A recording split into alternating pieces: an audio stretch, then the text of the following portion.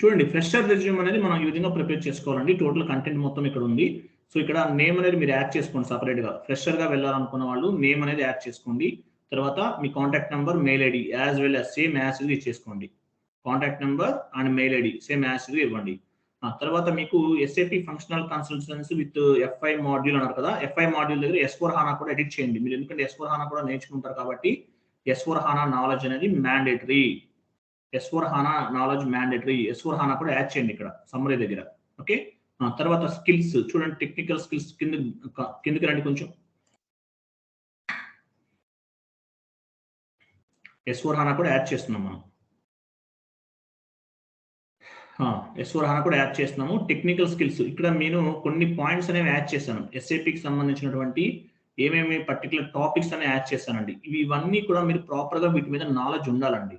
So వీటి మీద minimum knowledge ఉండాలి. సో ఈ నాలెడ్జ్ మీకు ఏమేమైతే ఉన్నాయో ఆ నాలెడ్జ్ మీకు నేను అన్ని చెప్పినే ఉంటాయి. ఇందులో APP, account payable, account receivable, with holding tax, dunning, ఇవన్నీ కూడా కంట్రోలింగ్, P2P ప్రాసెస్, ఇవన్నీ ఉంటాయి. సో ఇవన్నీ కూడా మీరు ప్రాపర్గా చెక్ చేయండి. ఇంకా నేను రెజ్యూమ్లో యాడ్ చేయని కొన్ని పాయింట్స్ ఉన్నాయి. యాడ్ చేయని పాయింట్స్ ఏమైనా ఉంటే ఆ టాపిక్స్ కూడా యాడ్ చేయండి. మనము మీకు ఒక షీట్ మనం ఫార్వర్డ్ చేశాను కదా, మనం ఏ టాపిక్స్ కవర్ చేస్తున్నాం అవన్నీ కూడా యాడ్ చేసుకోండి. ఎందుకంటే మీకు తెలిసిన టాపిక్స్ ఎన్ని రెజ్యూమ్లు యాడ్ చేస్తే రెజ్యూమ్ వెయిట్ అనేది అంత పెరుగుతుంది, రెజ్యూమ్ పిక్ అవడానికి ఛాన్స్ ఉంటుందండి. ఓకే, కిందకి రండి. ఇక్కడ చూడండి, FIకి సంబంధించిన కంప్లీట్ ఇన్ఫర్మేషన్ ఇచ్చాను. అలాగే S4HANAకి సంబంధించిన ఇన్ఫర్మేషన్ యాడ్ చేయలేదు కాబట్టి SAP FICO అండ్ S4HANA కూడా యాడ్ చేసుకోండి. SAP FICO అండ్ S4HANA రెండు కూడా యాడ్ చేయాలి.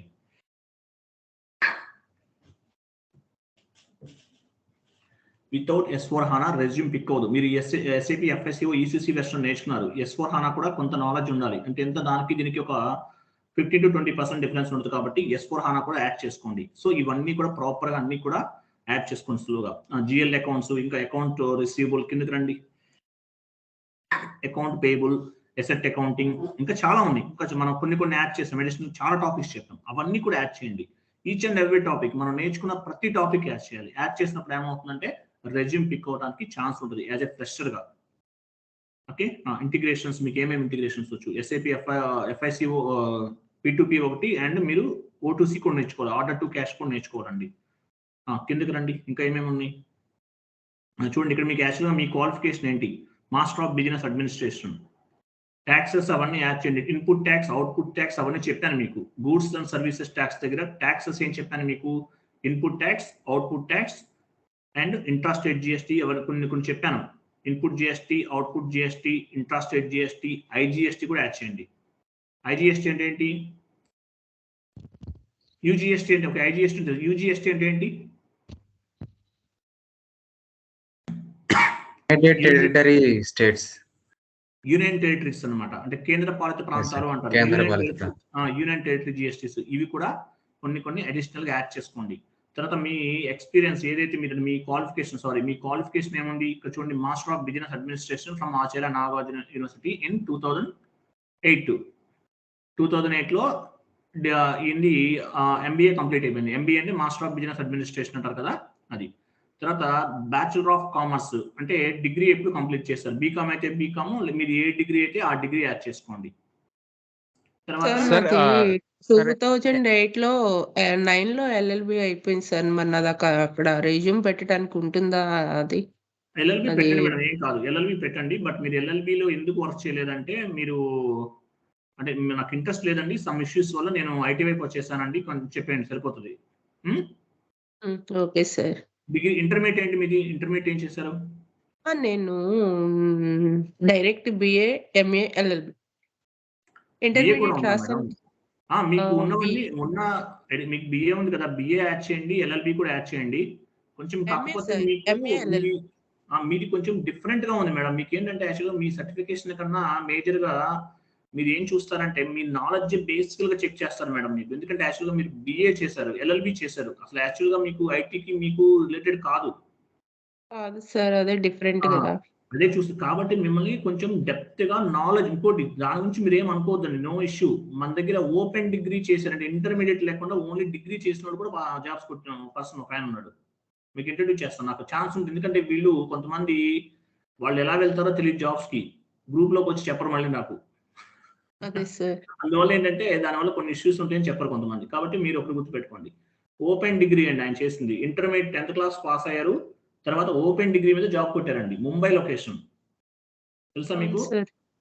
ముంబై లొకేషన్ ఆయన. మీతో చెప్పుకుంటాను మేబీ దీని గురించి డిస్కస్ చేసుంటే కనుక. సో అటువంటి సిట్యుయేషన్‌లో కూడా జాబ్స్ కొట్టారు. మీ సర్టిఫికేట్ మీకున్న డిగ్రీ అనేది ఇంపార్టెంట్ కాదండి. ఓన్లీ మీ ఎస్ఏపీ నాలెడ్జ్. మీకు ఎస్ఏపీ మీద మీకు ఎంత కమాండింగ్ ఉందనేది ఇంపార్టెంట్. దాన్ని బేస్‌గా చేసుకొని మీకు జాబ్ ఇస్తారండి. కాబట్టి అంటే మీరు అది కూడా మీరు 2009లోనే ఎల్ఎల్బి కంప్లీట్ సార్. తర్వాత మరి 10 ఇయర్స్ 9లోనే కదా! పైనే గ్యాప్ మీతో వచ్చింది. నేను మీతోటి పర్సనల్‌గా డిస్కస్ చేస్తాను. అది ఎలా చేయాలో నేను ఓకే చెప్తాను సార్. మీకు. Don't worry. మీరు ఫస్ట్ ప్రిపేర్ అయిన తర్వాత రెడీగా ఉన్నానన్నప్పుడు మనం డిస్కస్ చేద్దాం. ఓకే. రైట్. Okay sir. తర్వాత ఓకే మీరు సార్. సో ఇలా మీరు ఎడ్యుకేషన్ క్వాలిఫికేషన్స్ అన్ని యాడ్ చేసుకోండి. టెక్నికల్ సంబంధించింది కూడా మీరు ఎస్ఏపీ, ఈసీసీ వెర్షన్ ఇవన్నీ ఎంఎస్ వర్డ్, ఎక్సెల్ కూడా ఉండాలండి. ఎంఎస్ ఆఫీస్ ఒకటే కాదు. ఎక్సెల్ కూడా యాడ్ చేయాలి. మనకి ఎస్ఏపీలో ఎక్సెల్ అనేది చాలా ఎక్కువ యూజ్ చేస్తుంటారు. ఎక్సెల్ అనేది మ్యాండేటరీగా ఉండాలండి. ఎక్సెల్ లేటెస్ట్ వెర్షన్ మీద మంచి గ్రిప్ ఉంది, నాలెడ్జ్ ఉందనేది యాడ్ చేసుకోవాలి. అది ఉంటే మీకు అది నేర్చుకోవాలి. నేర్చుకోండి, యాడ్ చేయండి. యాడ్ చేస్తేనే మీకు యూజ్‌ఫుల్ అన్నమాట. ఎస్ఏపీకి సంబంధించిన టెక్నాలజీ ఏముంది మీకు? SAP FICO, ECC version as well as S4HANA. Latest version 2021లో రిలీజ్ అయింది latest version maybe as on my knowledge. అది కూడా యాడ్ చేసుకోవాలి.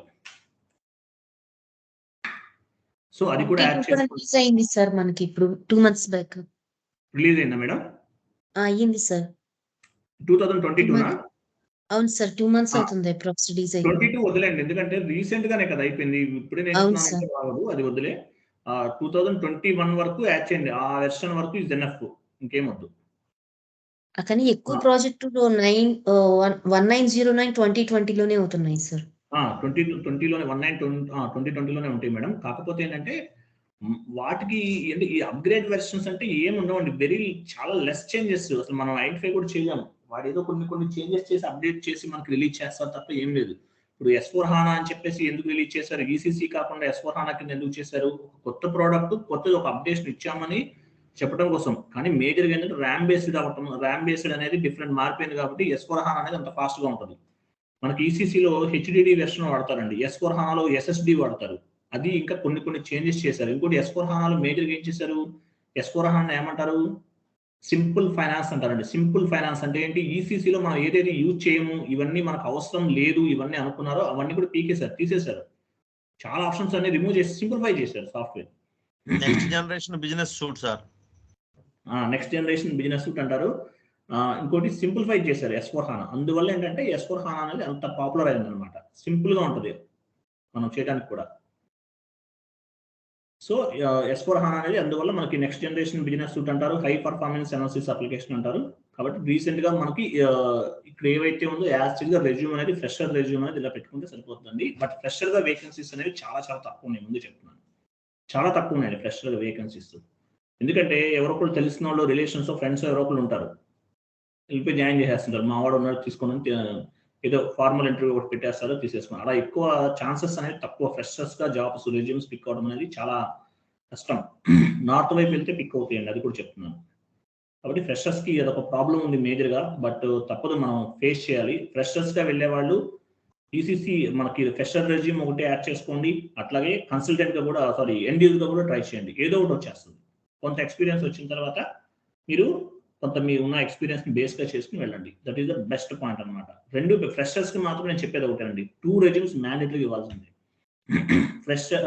SAP FICO consultant resume as well as end user resume 2 ఉండాలండి. Okay right. సో ఇది ఫ్రెషర్‌కి సంబంధించిన complete resume. ఇంకొక resume ఏమైనా ఉందో నేను చూస్తాను. 1 మినిట్.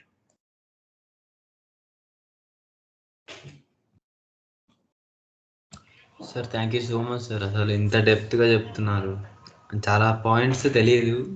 సో మీరు చెప్పడం వల్ల చాలా బెటర్ అనిపిస్తుంది. Thank you so much sir. ఓకేనండి. అలాని కాదు సార్, చాలా పాయింట్స్ తెలియదు సార్ అసలు.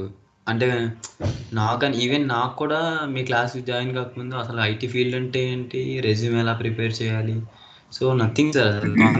అసలు ఒక కాన్ఫిగరేషన్ ఎలా ఉంటుందో కూడా తెలియదు సార్. కానీ మీరు క్లాస్ చెప్పిన తర్వాత అది విని నేనే ఇంకొకరికి డౌట్స్ క్లియర్ చేయగలుగుతున్నా అంటే I can't believe that sir. Okay, అలవాట్ అవుతుంది, డోంట్ వరీ, మొత్తం మీకు అలవాటు అయిపోతుంది, డోంట్ వరీ అండి. Okay right. సో ఇది ప్రాపర్ గా మీరు గుర్తుపెట్టుకోండి, ఇలా రెజ్యూమ్ అనేది ఈ విధంగా మీరు తయారు చేసుకోండి. Okay, this is more than enough అండి. ఓకే రైట్, నేను రికార్డింగ్ ఆఫ్ చేస్తున్నాను.